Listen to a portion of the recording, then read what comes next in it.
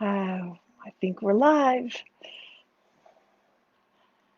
Always has to click off once. Not sure what that's about. Here I am, Elena Shaw, founder and director of Turning Wheel Productions, a youth organization serving everything from 3-year-olds to 103-year-olds, depending on where the need is. All the underserved populations are where we show up to bring joy, play, new possibilities, the whole story. So yeah, go to turningthewheel.org if you don't know who we are and check us out. Check the support button and send us some money to keep our outreach going. Oh, wow, I'm so happy to be here this morning. I've had a lot going on in the last week, and it's just really grounding for me to come here and be with all of you. So thank you. Thank you to those of you who are here and those of you who are watching later, because we're connected no matter what in this community, because we are showing up. Yeah.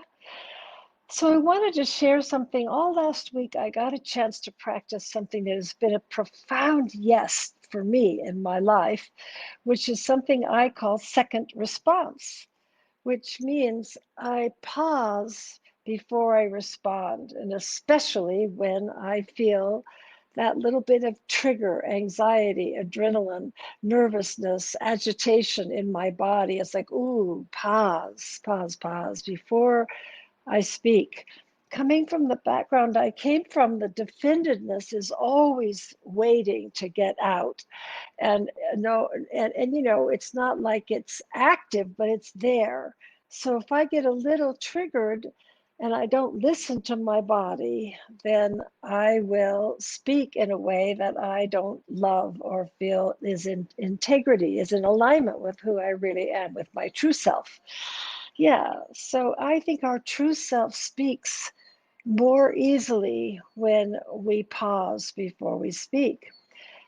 So yeah, that's been a big yes in the last few years. It's changed my life radically, a huge yes to myself, to take care of myself by pausing. So although it is about the impact I have on other, it's primarily about how it feels in my body to be in that level of integrity, how it feels to show up with a pause and a response that comes from a moving, flowing, grounded, present, creative body, as opposed to that frozen, triggered body, right? So yeah, I'm just excited to share this with you. I hadn't thought of it as what a yes it was for me, because I just do it now. It can become a really easily ingrained habit as you listen to your body. So it all comes back to that, doesn't it? To listening to our bodies and hearing the impulses, hearing the messages, seeing whether our heart is congruent, seeing whether our energy is grounded, seeing whether we are present in the moment that we're in. So yeah, I guess we have a moment. Let's just play with it for one moment. Let's think of something that recently or that regularly triggers you.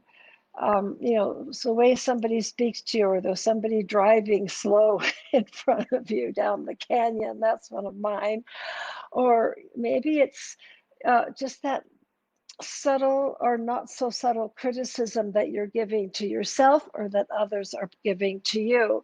So often when I hear my inner critic, if I pause and ask what needs loving here, my second response, my first response when my inner critic gets going is, whoa, I can't believe I did that. I can't believe I'm doing that again. Will I never learn? How old do I have to be before I finally can quit doing that? I just negatively stack that story, right? But if I pause, I can say, oh, what needs loving here? What is it that wants some attention in me? And that second response is loving to me. And the second response, if others are coming at me, can be loving to them.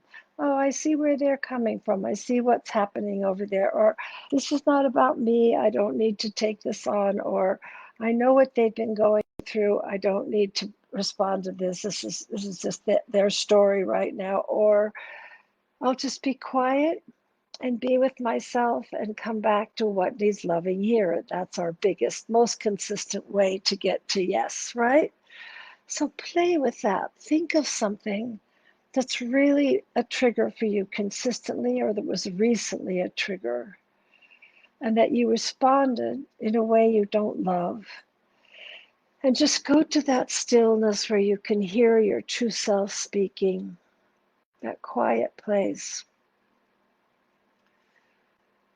And see what might have been a second response to that situation.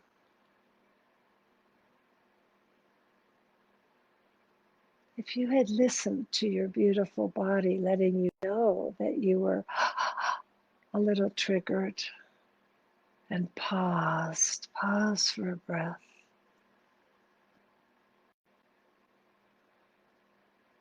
then how might you respond?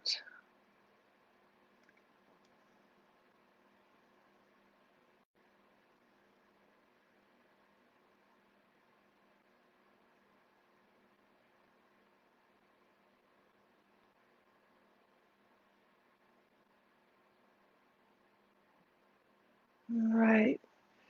So maybe you had enough time to access something and play with how that might have been different had you come into your own breath and body and moment and asked, what needs loving here? Or just taken a pause and let a different response come up from a body that is not triggered, a body that is present in the moment it's in and knows that all is well. Yeah? So play with that the next week and text me or comment. Let me know whether you found out something new or what happened for you around it. I'd love to have interaction, to know that I'm not just talking to the ethers, right? That we are here together, learning together, growing together. And I have a couple of challenging things ahead, so I'm going to practice what I preach and really remember my second response as well. Take care, everybody. I love you so much, and I'll see you in a week. Yeah?